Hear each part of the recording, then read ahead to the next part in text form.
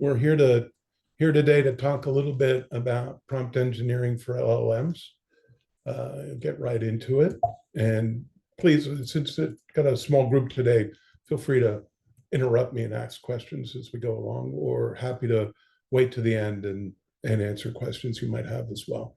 So my name is David Wertheimer. I'm a tech industry veteran, been in running small, medium-sized engineering teams for well over 20 years. My foundation is in e-commerce, and more recently been diving into some SaaS B2B startups and leading them. It's been a really great career that I've had, and looking forward to the future and what we can do with AI and ML as we go forward. So I've spent the last year or so digging into AI a little more, especially around what can be done with large language models and generative AI. And been working with Mr. Simon. It's a interview prep and practice startup that's using ChatGPT and other LLMs to do mock interviews and help people practice and then evaluate their responses to the interview questions in a very interactive way. It's pretty cool. I've learned a lot about prompt engineering in application by working with Mr. Simon on that. If you want to check out Mr. Simon and try a test interview, go over to mrsimon.ai and sign up. And then there's my contact info if you're interested in getting in touch with me.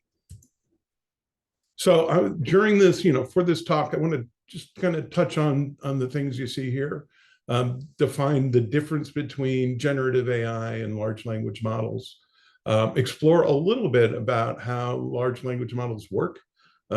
It's really complicated and complex, so I tried to boil it down into something that is just a simple overview, and you can get an understanding of how transformers and attention mechanisms work. So I'll walk through that a little bit. And then explore prompt creation, what I mean by prompting in general, then prompt engineering. And then, the real kind of meat of this talk is about how to, what are prompt engineering techniques that you might be able to use, and being able to understand how LLMs work helps drive some of the techniques and things that maybe you didn't know you could do with prompting to get the results you're looking for. So jump right into that. So generative AI and large language models, what's the difference? Generative AI is the umbrella term for models that can create new content based on input from a user. Could be text, could be images, audio, video. Examples of this are ChatGPT and Gemini and Midjourney and DALL-E. So there's lots of tools out there for generating different types of content or based on a user's input, where large language models are more focused on understanding and generating human-like text, and that uses vast sets of data, textual data, to understand and then generate relevant contextual and nuanced content based on the prompts that it's receiving from a user. And I'll be focusing on that piece of it, the LLM portion of generative AI for this presentation. So what are LLMs? LLMs are AI models, like I said, that generate human-like text based on learning from that vast set of data. And LLMs, the modern ones, are consuming a vast amount of data, billions and billions of words, tokens, paragraphs, and really gaining a lot of understanding about language and how it works from consuming that vast amount of data. And then they can perform tasks like text completion or summarization or translation, or even get into a conversation. And all of that is done by simply predicting the next word or token in a sequence. And I'll get into a little bit more later on about what I mean by that. And LLMs work based on that transformer architecture that allows LLMs to process a lot of the tokens and words in parallel. So it's not It's not single-threaded and inefficient. It's parallel and allows it to process a lot of text in a short amount of time. And that's really what helps unlock the ability for LLMs to work for us. You know, if we had to sit around and wait for an hour or something for the text to be generated, it'd be less useful than the way it works now, where it's pretty much real time. So that's the underlying transformer architecture that supports that. I'm not going to get into the details of that architecture, nor am I going to get into the details of the attention mechanism. But it's kind of good to know the terms and what they're doing. So just touching on them here. The attention mechanisms are what came out of what really transformed the industry back in around 2017 with a paper from Google Research around how to do translation in using AI. And the attention mechanisms focus on understanding the sentence construction and context, so that it's able to look at a sequence of words in a paragraph or a sentence, and understand the relationship between the words and put the words in syntactical relationship to one another. So if you look at the sentence, the cat sat on the mat because it was tired. It's the attention mechanism that allows the model to understand that it means the cat and not something else. So being able to understand the relationship of words to one another in a sequence of words is what the attention mechanism is doing, and really makes this whole thing work. So how are they trained? They're, like I said before, large sets of data, books, articles, websites, seemingly everything that humans ever have produced are now being consumed by these models for training to understand, how the language works, and then able to predict the next word or token in the sequence. And that's what the LLM is doing. So in the training method, the little phrase "the sky is" injected into the front end of the model, and then at the other end of the model, you're expecting to get the output of blue. Maybe the first time it goes through, you get the output of cat or some other nonsensical return, and then feed that back through the model in reverse to help it understand that no, I wasn't looking for cat, I'm looking for blue, and here's the difference between those two. Let's try it again, and then it goes through and tries it again until it repeatedly and consistently comes up with blue, and then you know that you've got a model that's working. And this is very simplified. We're talking about doing this with millions and millions of words and predicting the next word, in a way that comes back with what you were expecting as a result. So here's a simplified overview of the steps that are used to train the model. The data is collected. In this case, I'm using a very short little sentence, but the reality is that data collection is all that huge set of data that I was talking about. You take that data and break it down into tokens. And the tokens are words, subwords, and symbols. So you can see the quick brown fox jumps over, and then 13 and lazy. Those are all tokens. In reality, in large language models, there's a lot of subwords being used. So something like drinking is broken down to drink and ing. Separating the ing out and the drink out because it's a common connection. Makes the vocabulary more efficient. But all of these tokens are then constructed into a vocabulary. And the vocabulary is just a list of all of those unique tokens.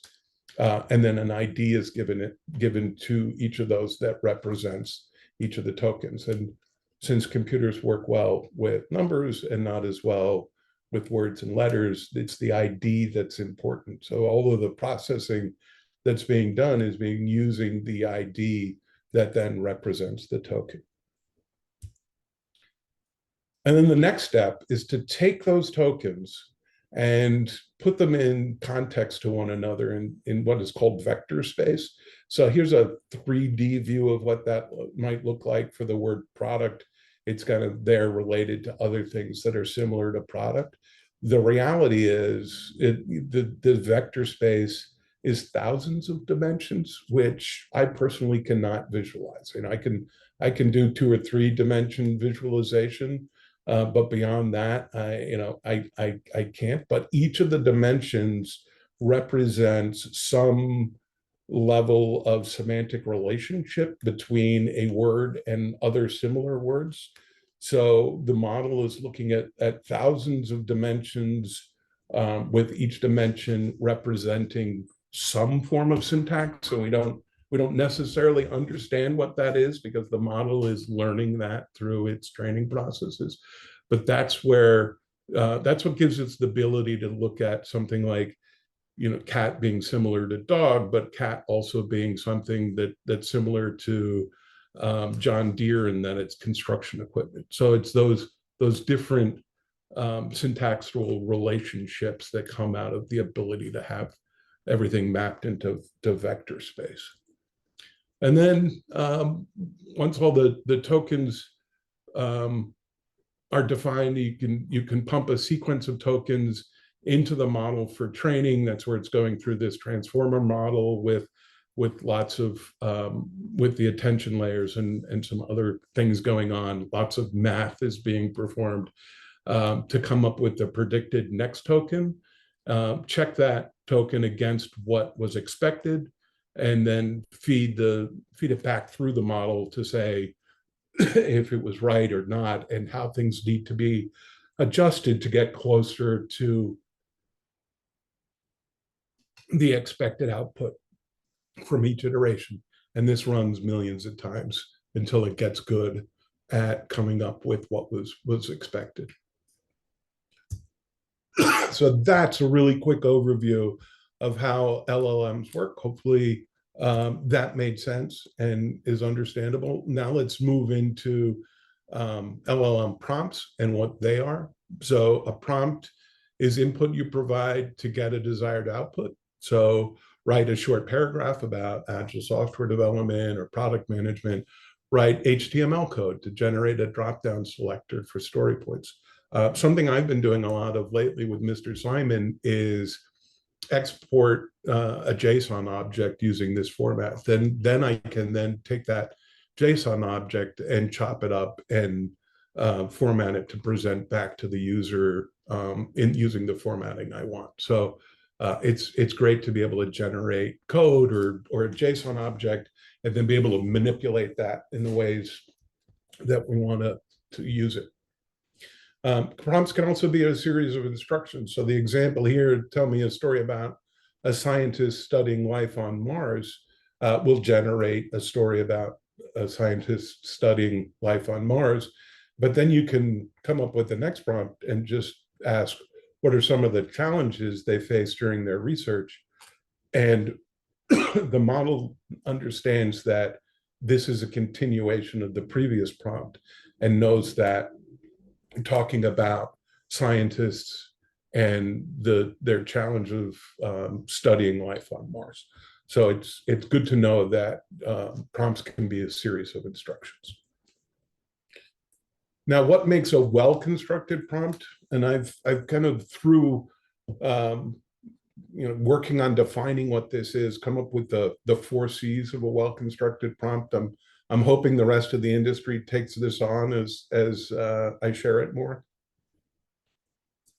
But it's clarity, context, constraints and instructions, and conciseness. So you want to use clear, unambiguous language to provide details about what you want. So just explain the roles of a product owner, Scrum Master, and development team in Scrum. Include the primary responsibilities of each role and how they interact with one another. Really straightforward, not a lot of jargon, pretty clear, exactly, kind of understand exactly that there's 3 roles that we want explained and what should be done. So that's a really kind of clear prompt. And then providing additional context or background information is also helpful to understand, so that the model can understand what you're looking for. So as a product manager at a mid-sized tech company new to Scrum, can you explain how to implement the Scrum methodology in our organization, considering we have a team of 10 developers and a 6-month project timeline? The context in there is that mid-sized company, tech company, new to Scrum, 10 developers, 6 months project timeline. That little bit of additional context will help make sure that the model understands what you're looking for and can tailor the results accordingly. And then constraints and instructions. This is one of the most powerful kind of tools of prompt engineering, is providing those constraints and instructions to the model. And you can adjust tone, format, word count, or specific points, or what kind of output you want. So the constraints or instructions are really important. It's something that I spend a lot of time tweaking and fine tuning as I'm writing prompts. So you could say something like, give me 1 sentence or 200 words. I find that large language models tend to generate a lot more output than I often want. So, giving it a little bit of constraint to limit the results is really great. Provide 3 bullet points, a dialogue between 2 characters, or some JSON object, or other kind of instructions that you can give to a model to adjust the output that you're getting. So provide a step-by-step guide on how to conduct a sprint retrospective. Include at least 3 different techniques for gathering team feedback. Limit your response to 300 words. So step-by-step guide. Include 3 different techniques and limit your response to 300 words. Are those constraints and those instructions that really make sure to fine-tune the result. And then conciseness, keep it simple. Even as much as the large language models aren't concise in their responses, it's good to keep the prompts as concise as possible. So summarize the key benefits of using Scrum in software development in 150 words. Pretty concise, to the point, no extra words. And that helps the model understand what you're looking for. So those are the 4 C's. Hopefully that was helpful for you to understand the things that you should think about when you're writing prompts. And now let's get into prompt engineering a little bit. So prompt engineering is the practice of designing and refining effective prompts with the goal of generating output that is accurate, relevant, and aligned to the user's intentions, but also by leveraging the capabilities of the model. So understanding what the model is able to do is something to think about when you're writing prompts. Very much an iterative approach. This is kind of a plan, do, check, act kind of process. Define the goal of what you want, write an initial prompt, test the prompt, analyze it, and then refine it and repeat until you get the desired output that you're looking for. Sometimes you have to almost abandon the direction you were going in and start over again. But with a little perseverance, you can generally get to what you're looking for. The interfaces for large language models kind of drop into 2 buckets. Now there's the chat interface that lots of people are familiar with OpenAI and Anthropic and other chat interfaces. And then there's an API interface, where the API interface unlocks some capabilities and fine-tuning and some more advanced techniques that you can't do through a chat interface. For the most part, what I'm going to be continue to talk about is all going to be through the chat interface. But getting into my final technique, it requires the use of the API interface. So I just wanted to make sure that people understood that.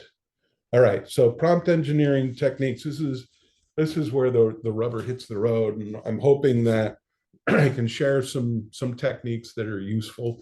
The naive approach is exactly what it sounds like. Just give it a simple query without much context or detail, see what you get back, and use that as the basis for what you're doing. Example of that is, what is product management? Just pump that into ChatGPT, comes back with a definition of what product management is, which is pretty good. It hits all the key points: market research, roadmap development, collaboration, prioritization, performance monitoring. But then you can layer into it the persona pattern. So the persona pattern is asking the model to take on a particular role or character, play a role, and then respond, give you a response in that persona's perspective. So, for the work I'm doing with Mr. Simon, I'm often asking the model to play the role of the hiring manager, or consider the perspective of the candidate, and then using that kind of persona to drive the interaction, so that we can modify that previous prompt that I put in, that was, what's a product manager, now saying acting as a product manager, explain to me what expert judgment is. Had I just said expert judgment without the product manager kind of persona, I would have gotten a different answer than this. So it's giving me a very much of a product manager focused definition of expert judgment, and how that can be used within product management. So the persona pattern is pretty powerful. I use it quite a bit. General knowledge prompt. This is one of those things that gets into kind of the thorny issues of large language models, sometimes hallucinating or giving you bad results, because it doesn't necessarily have all the context. So use general knowledge prompts carefully, and make sure you if it's something that's important, that you double check it. But since the model was trained on such a vast amount of data, it knows a lot of things about a lot of different things. So you can ask it to give you, information based on a topic. And for example, who are the three top product management thought leaders? And it'll come back with Marty Kagan and Melissa Perry and Ken Norton, which are, three kind of big hitters in the product management space. And it gives you a little bit of, okay, now these are some people that I can go and Google and find their writings, or follow them and see what they're up to. So good general knowledge kind of prompt, and that it can be useful. But again, not so great when it's a subject that you want deep understanding of. I wouldn't trust the model to give you good results in that situation. All right, interview pattern. Interview pattern, it may be something that people are less familiar with, that is, the models are able to do this, but you can start with initial prompt, give it some instructions, and then ask the model to ask you questions. And then you can provide answers to those questions. And then the model can take the sum of all of that and generate an improved response based on the initial prompt, and then the answers you provided to the questions it asked.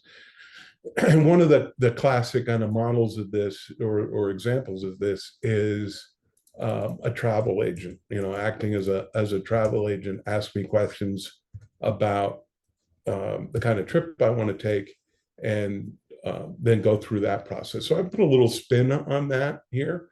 So it's acting as a travel agent, engaging in a trip planning session. Hold it. Sorry, that's not the prompt I want. This is the prompt I want. So acting as a product manager, interview me about adding a new feature to my travel website that will use LLM. Ask me questions one at a time to explore potential features, and then summarize their interaction. So I'm taking a spin on that, interview me for a trip, and now I'm saying, as a product manager, interview me about feature that I could add to my travel website to explore. So it's a great kind of tool to explore ideas around new features for a product. So it starts off by asking me, what specific problem or need do I see that the users might have? And I've got a little pre-canned answer. Hopefully, the LLM doesn't always follow the same path. So hopefully the questions in this sequence, I'm able to copy and paste. If not, I'll have to write some prompts quickly. But we'd like to use the LLM to build itineraries that create memorable travel experiences that matches with customers' requirements. So that's the feature we're going to go after is custom itinerary development. Can you wants me to expand on what criteria might be part of figuring that out? What questions should be asked, like budget, activities, travel style, or destination? And yeah, those are things that we'd like to include: budget, duration, types of activity, location type, whether it's city, a beach, a mountain, when they would like to go, and let's keep it open-ended. Other options. Great. How do you envision users interacting with the LLM? I think we really want a chat interface. So let's make it an interactive chat interface for that interactivity. That sounds user friendly. What kind of follow-up questions would be good? Yeah, it'd be good to ask follow-up questions. That would be useful. And then the LLM can use those follow-up questions to clarify what's happening. Example of follow-up questions. Well, that is a bit of a spin for me. It didn't ask me this the last few times that I tried it. So let's see. Follow-up questions are your travel dates flexible?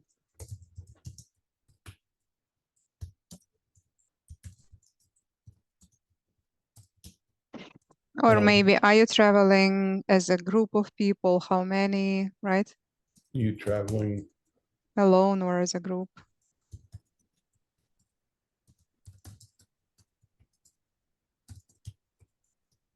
With a group. And we'll leave it at that. Excellent questions. How would you like to present it? And I think we want to present on a high-level overview that the user can explore later in more detail. And then ability to book, I would say. Okay. Yeah, why don't we do accommodation options and ability to book. How many questions are we expecting before they provide? I expect this is going to be the last one. Okay. This one or maybe one more. Mm-hmm. No, it says final. Mm-hmm.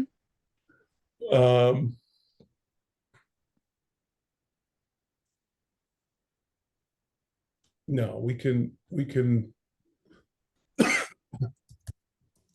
don't need feedback. Excuse me. All right.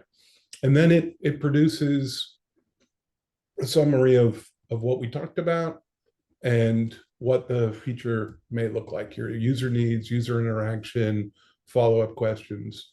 So pretty good. And we could then ask it to elaborate on the requirements or something to provide additional details. But that is, a good demonstration of this interview technique in that you can have the model ask you questions that refine and clarify things that can then inform its final output.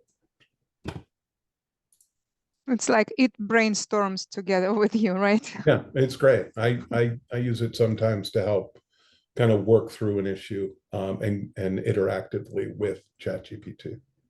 All right, well, few-shot learning. Few-shot learning involves presenting the model with the sample question and then answers to illustrate what you want to get as a result, and then asking another question that uses the previous question and answer to help it with its reasoning and come up with the right response.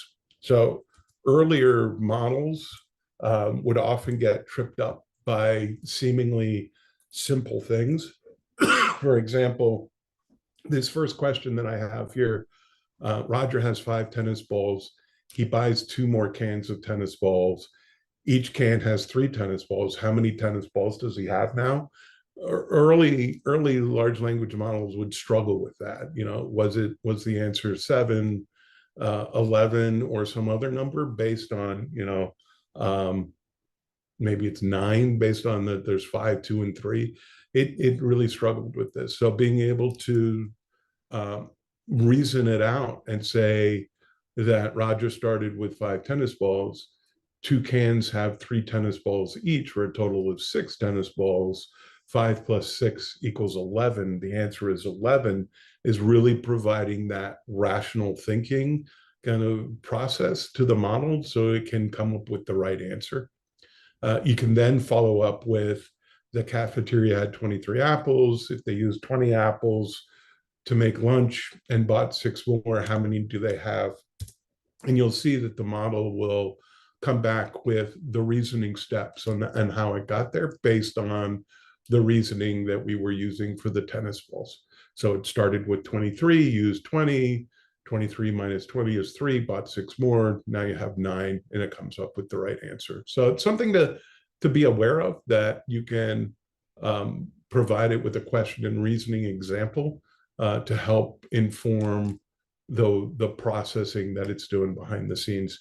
And I do this sometimes with giving example answers to questions that I'm asking the model to generate. So if I provide a question and an example response, then the model can generate a similar response based on a different input that's along the lines of what I'm looking for. So that's few-shot learning. And then prompt chaining, where you can use multiple prompts to guide the model through a complex task and refine its output. So you can start with a general kind of prompt, like as a product manager at a travel website, identify top 3 new features. All right. So what are some additional features that we could add? And then say, okay, that's great. You've given me personalized itineraries, smart recommendations, interactive travel community forum. For these things, analyze the potential business value and consider factors like retention, conversion rate improvement, and ease of implementation. So it can now take these 3 things and analyze them and give you back that detail. You can then dig into that further by saying, based on the business value, prioritize these features from as high, medium, or low, and justify your decision. So I'm just kind of digging deeper and deeper into understanding these feature requests and getting an idea of what the model thinks their value is, and that can then help inform me. And finally, the high feature priority, what success metrics would you track? So how do we make sure that these high feature things are actually giving us the results we're looking for? And it comes back with some tools and techniques to measure the performance of those. So that's the prompt chaining technique, where you're building on the previous prompt to come up with another prompt that is giving you additional detail and input or feedback. Now, tree of thought is a fun one. This was something, when I learned about it, was really surprised by the ability to do this. And it's basically, you give the LLM an outline and let it fill in all the details of the outline. So it's giving the hierarchical tree structure of an outline to the model, along with a little bit of information and then filling that outline in with all of the details. So here's the prompt I put together for this example. How do we implement a Scrum methodology for software development? And then there's a branch and sub branches, and it really represents the outline that I'd like it to use, and then let it churn on that and come back with a well-structured document using that outline. So what are the core components of Scrum? We've got roles, and it's providing the roles, the artifacts and events. And so that's very much just following what I asked it to do in the outline and structuring the results accordingly. It's really great. It's very, in many ways, it's similar to asking for JSON output, because in that JSON output, I'm putting it in the JSON structure, which is very much like that outline, and asking it to complete the JSON accordingly. So it's a really, really powerful way to use a prompt to generate something specific that you're looking for. All right, now a little more advanced technique. I'm not going to be able to be interactive on this one, but I thought it was worth talking about. If you've spent any time listening to people talk about generative AI and prompt engineering, they've probably brought up the idea of retrieval augmented generation, or a RAG. So a RAG is a process where you can take domain-specific data and add it into the prompt automatically, and then use that additional data that was fed in to provide additional context, so that the LLM can come up with the response that's relevant to your domain-specific information. So the way that's done is the domain-specific documents are broken up into manageable chunks and then fed into an embedding process. So remember when tokens were being put in that vector space using the embedding process?